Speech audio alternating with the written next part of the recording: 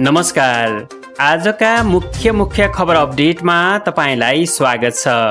सुरु गरौँ मुख्य खबर अपडेट शीर्षकबाट। प्रतिनिधि सभाको बैठकबाट कारागार विधेयक 2078 पारित, बन्दीलाई प्रजनन अधिकार सहितको व्यवस्था। अर्थमन्त्री छानबिन प्रकरण सिंहदरबार प्रवेशद्वारकै भिडियो उपलब्ध गराउन पत्राचार। अहिलेको सरकार सत्ता टिकाउनमै केन्द्रित रहेको राष्ट्रिय प्रजातन्त्र पार्टीका अध्यक्ष राजेन्द्र लिङदेनको आरोप। पछिल्लो 24 घण्टामा कोरोना संक्रमणका कारण 2 जनाको मृत्यु, 347 जनामा संक्रमण पुष्टि। सरको दबावपछि इम्बोस नम्बर प्लेटमा नेपाली भाषा राख्ने तयारीमा सरकार। नेपाल प्रेस युनियनको अध्यक्षमा शिव लम्साल विजयी। कमल थापालाई निर्वाचन चिन्ह गाइदिन सर्वोच्चको अन्तरिम आदेश। बुटोलको कल सेन्टरमा प्रहरी छापा, 150 युवा युवती पक्राउ। र श्रीलङ्काका पूर्व राष्ट्रपति राजापाक्सेलाई पक्राउ गर्न माग गर्दै सिङ्गापुरमा उजुरी दर्ता। साफ अन्डर 20 च्याम्पियनसिप उपाधि जित्ने नेपालको दाबी। अब खबर विस्तारमा। प्रतिनिधि सभाको आइतबारको बैठकले कारागार विधेयक 2078 पारित गरेको छ। लामो समयपछि प्रतिनिधि सभाले यो विधेयक पारित गरेको हो। प्रतिनिधि सभाका सदस्यलाई यो विधेयक 2076 मङ्सिर 29 गते वितरण गरिएको थियो। यस्तै त्यही वर्षको माघ 29 गते प्रतिनिधि सभामा प्रस्तुत भएको थियो भने चैत 19 गते सामान्य छलफल समेत भएको थियो। 2076 चैत्र 29 गतेदेखि समितिमा दफावार छलफल भएको थियो। प्रतिनिधि सभा 2 पटक विघटन भएपछि यो विधेयक समेत प्रभावित बनेको थियो। सरकारवालाले बन्दीको अधिकार स्थापित हुने गरी कारागार सम्बन्धी कानुन ल्याउन सरकारको ध्यान आकर्षण गराउँदै आएका थिए। विधेयकमा राखिएको बन्दीलाई प्रजनन अधिकार सहितको व्यवस्थालाई सांसदहरूले क्रान्तिकारी कदमको संज्ञा दिएका छन्। उनीहरूले विधेयक पारित भएसँगै चाँडोभन्दा चाँडो नियमावली बनाएर कार्यान्वयनमा लैजान समेत माग गरेका छन्। निवर्तमान अर्थमन्त्री जनार्दन शर्मामाथि छानबिन गर्न गठित संसदीय विशेष समितिले सिंहदरबारको प्रवेशद्वारकै भिडियो हेर्ने भएको छ। अर्थ मन्त्रालय परिसरको सीसीटीभी फुटेज मन्त्रालयले उपलब्ध नगराएपछि समितिले सिंहदरबारकै दक्षिण र पूर्वी गेटको सीसीटीभी फुटेज हेर्ने निर्णय गरेको हो। समितिको आज बसेको बैठकले निर्णय गरे लगत्तै गृह मन्त्रालयलाई जेठ 14 गते मध्याह्न 12 बजेदेखि भोलिपल्ट 12 बजेसम्म 24 घण्टाको भिडियो उपलब्ध गराउन पत्राचार गरेको समितिका सचिव सुरेन्द्र अर्यालले जानकारी दिनुभयो। बजेट सार्वजनिक गर्ने अघिल्लो रात मन्त्रालयमा अनाधिकृत व्यक्ति प्रवेश गराई करको दर हेरफेर गराएको आरोप लागेपछि शर्माले अर्थमन्त्रीबाट राजीनामा दिनुभएको थियो। सो सम्बन्धमा छानबिन गर्न गठित समिति 10 दिनभित्र निष्कर्षमा पुग्न नसकेपछि बिहिबार 7 दिन म्याद थपिएको थियो। म्याद थपिएको पहिलो दिन सामान्य छलफल गरेको समितिले दोस्रो दिन कुनै काम नगरेको बताइएको छ। चौथो दिन बाँकी 3 दिनमा कसरी प्रतिवेदन पेश गर्ने भन्ने बारे तालिका बनाएर अघि बढ्ने तयारी रहेको छ। असार 22 गते गठन भएको समितिले 28 गतेदेखि काम सुरु गरेको थियो।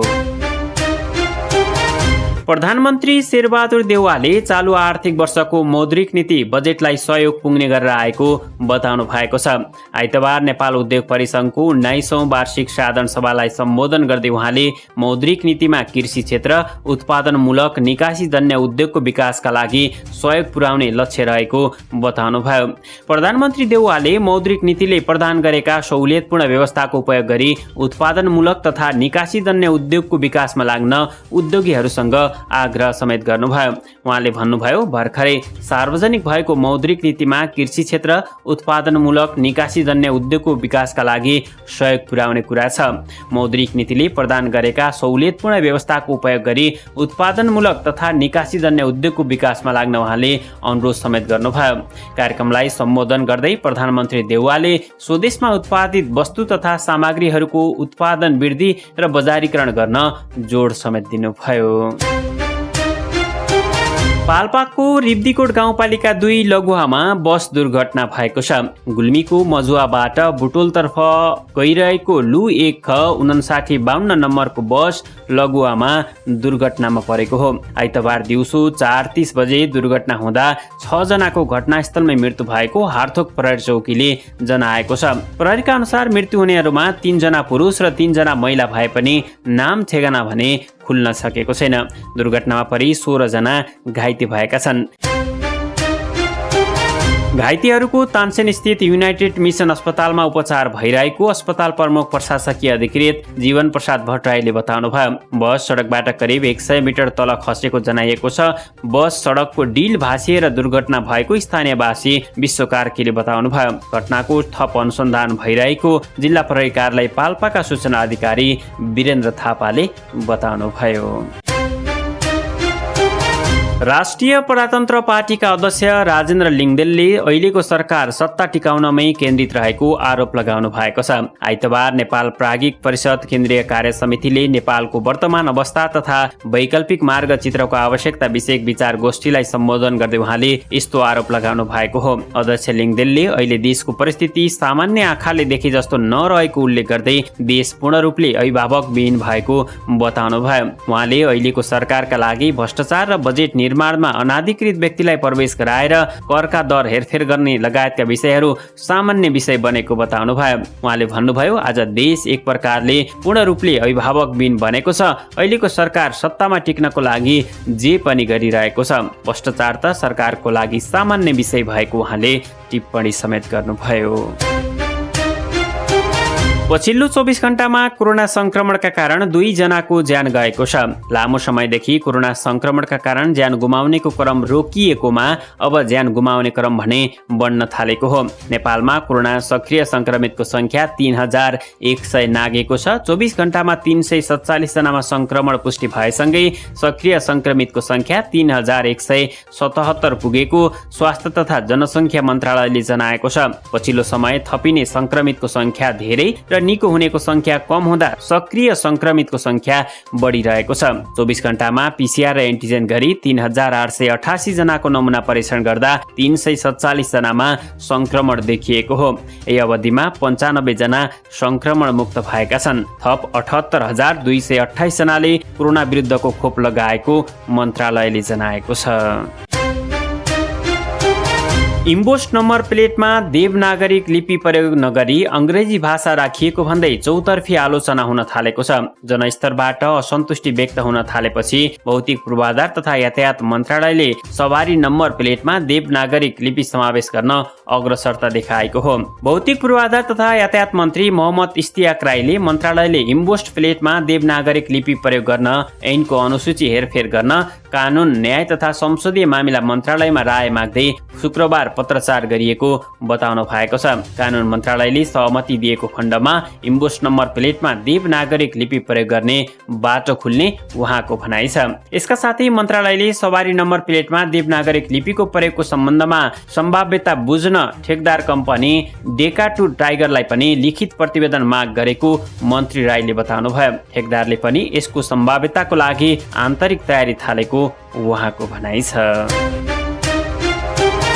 शिक्षक सेवा आयोगले कार्य सम्पादन मूल्याङ्कनको आधारमा गरिने शिक्षक पदको बढुवा सम्बन्धी कार्यविधि 2079 सार्वजनिक गरेको छ। आयोगले सामुदायिक विद्यालयमा कार्यरत शिक्षकको कार्य सम्पादनको मूल्याङ्कनको आधारमा हुने बढुवा सम्बन्धी कार्यलाई नियमित, वस्तुगत र व्यवस्थित गर्ने उद्देश्यले शिक्षक सेवा आयोग नियमावली 2057 को नियम 53 को अधिकार प्रयोग गरी कार्यविधि तयार गरेको जनाएको छ। कार्यविधिले शैक्षिक उपाधिको अङ्क, तालिमको अङ्क गणना, सेवा अवधिको अङ्क गणना, कार्य सम्पादन बापतको अङ्क गणना, पुराना अभिलेखको मान्यता लगायतको आधारमा मूल्याङ्कन गर्ने व्यवस्थाहरू समेटेको छ।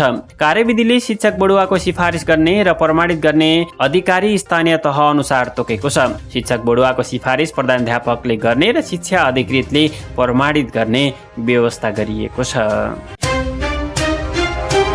नेपाल प्रेस युनियनको अध्यक्षमा शिव लम्साल विजयी हुनुभएको छ। पदाधिकारी सहित केन्द्रीय कार्य समितिका अधिकांश पदमा लम्साल प्यानलकै विजयी भएका छन्। लम्सालले अनिता बिन्दुलाई पराजित गर्नु भएको हो। युनियनको महासचिवमा लम्साल प्यानलकै दिलीप पौडेल, वरिष्ठ उपाध्यक्षमा प्रेम केसी, खुला उपाध्यक्षमा नकुल अर्याल निर्वाचित हुनु भएको छ। खुला उपाध्यक्षमै अर्को एक कोटामा संस्थापन पक्षका भीष्मराज ओझा, कोषाध्यक्षमा माधव धिताल विजयी हुनु भएको छ। ठगी गरेको आरोपमा प्रहरीले रूपन्देहीको तिलोत्तमा नगरपालिका वडा नम्बर 2 मा रहेको ब्लू स्काई कल सेन्टरमा छापा मारी 7 जना सञ्चालक सहित 150 बढी युवा युवतीलाई पक्राउ गरेको छ।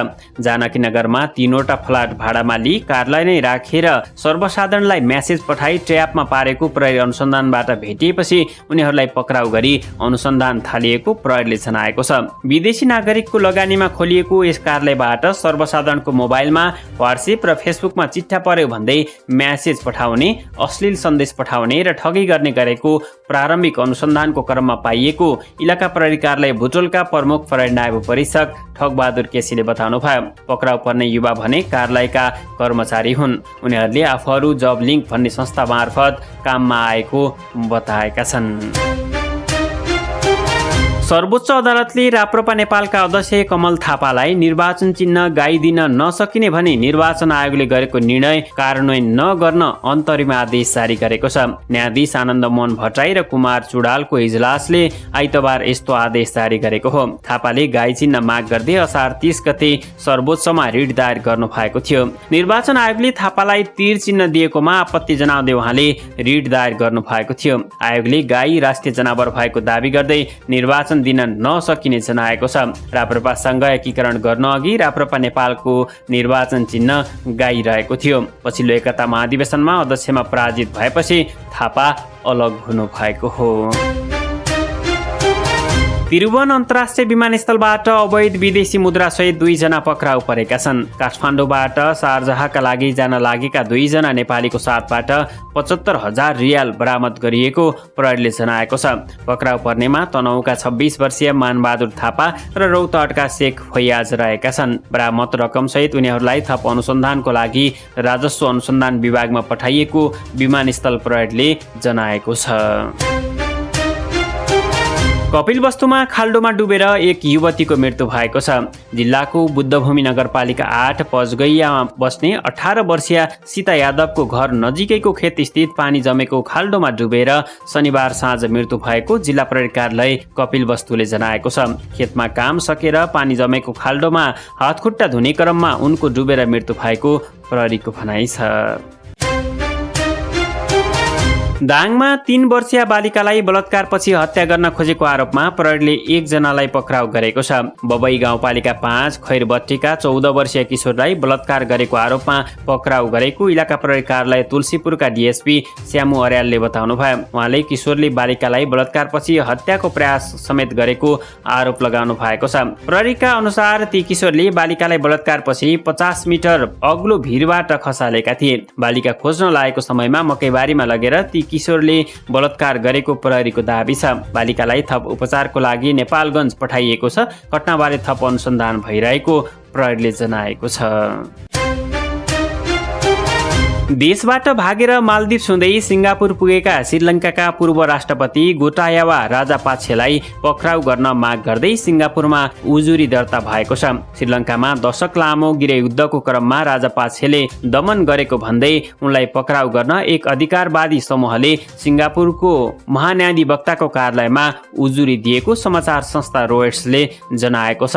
International truth and justice project संस्थाले दर्ता गराएको उजुरीमा पूर्व राष्ट्रपति राजापाक्से रक्षा प्रमुख भएको बेला सन् 2009 मा आम नरसंहार र मानवाधिकारका थुप्रै घटना भएको आरोप लगाइएको छ। गोटाबाया राजापाक्सेको परिवार नै सत्तामा रहँदा देशको आर्थिक अवस्था टाट पल्टिएको भन्दै प्रदर्शनकारीले राष्ट्रपति निवास कब्जा गरेपछि उहाँ भागेर मालदिप्स जानु भएको थियो। मालदिप्स गएको 3 दिनपछि जुलाई 13 तारिखमा राजापाक्से सिङ्गापुर जानु भएको हो। राजापाक्सेले सिङ्गापुरबाटै राजीनामा दिएपछि भएको चुनावमा रनिल विक्रमासिंघे राष्ट्रपतिमा निर्वाचित हुनु भएको छ। र भारतमा आयोजना हुन लागेको साफ अन्डर 20 च्याम्पियनसिपमा नेपाली युवा टोलीका मुख्य प्रशिक्षक मेघराज केसीले आफ्नो टोलीले उपाधि जित्ने दावी गर्नु भएको छ। भुवनेश्वरमा आइतबार भएको प्री म्याच कन्फरेन्समा प्रशिक्षक केसीले नेपाली टोलीको सबै तयारी पूरा भएको र उपाधि जित्नेमा विश्वस्त रहेको बताउनु भयो। कोरोना महामारीका कारण पछिल्लो 2 वर्षदेखि उमेर समूहका प्रतियोगिता नभएका कारण यसपटक प्रमुख प्रशिक्षक मेघराज केसीले खुला प्रतिस्पर्धाबाट युवा टोली तयार गर्नु भएको हो। प्रतियोगिताका लागि टोलीले 2 महिनादेखि तयारी गरेको र यो टोलीबाट आफू धेरै आशावादी रहेको उहाँको भनाइ छ। यस्तै प्री म्याचमा कप्तान आयुष घलानले प्रतियोगिताका लागि आफ्नो टोली तयार भएको बताउनुभयो। मालदिप्ससँगको पहिलो खेलमा 3 अङ्कका लागि खेल्ने उहाँले बताउनुभयो। प्रतियोगिताको उद्घाटन खेलमा नेपालले मंगलबार मालदिप्ससँग खेल्नेछ। भुवनेश्वरको कालिङ्गा रङ्गशालामा हुने खेल नेपाली समयअनुसार मंगलबार दिउँसो 4:15 बजे सुरु हुनेछ। नेपालसँग खेल्न लागेको मालदिप्स टोलीका प्रशिक्षक अहमद साकिरले नेपाली युवा टोली आफ्ना लागि नौलो रहेको कारण खेल्न कठिन हुने प्रतिक्रिया दिनुभएको छ। यसअघि 19 र 18 वर्ष उमेर समूहमा हुँदै आएको यस प्रतियोगिता यसपटक 20 वर्ष मुनिको उमेर समूहमा हुन लागेको हो। यिनै खबरहरूसँगै हामी मुख्य खबर अपडेटको अन्त्यमा आइपुग्यौं। हाम्रो प्रस्तुति तपाईलाई कस्तो लाग्दैछ? लाइक, कमेन्ट, शेयर अनि च्यानललाई सब्स्क्राइब गर्न नभुल्नुहोला। आजलाई मुख्य खबर अपडेट युनिट बिदा भयौं। नमस्कार।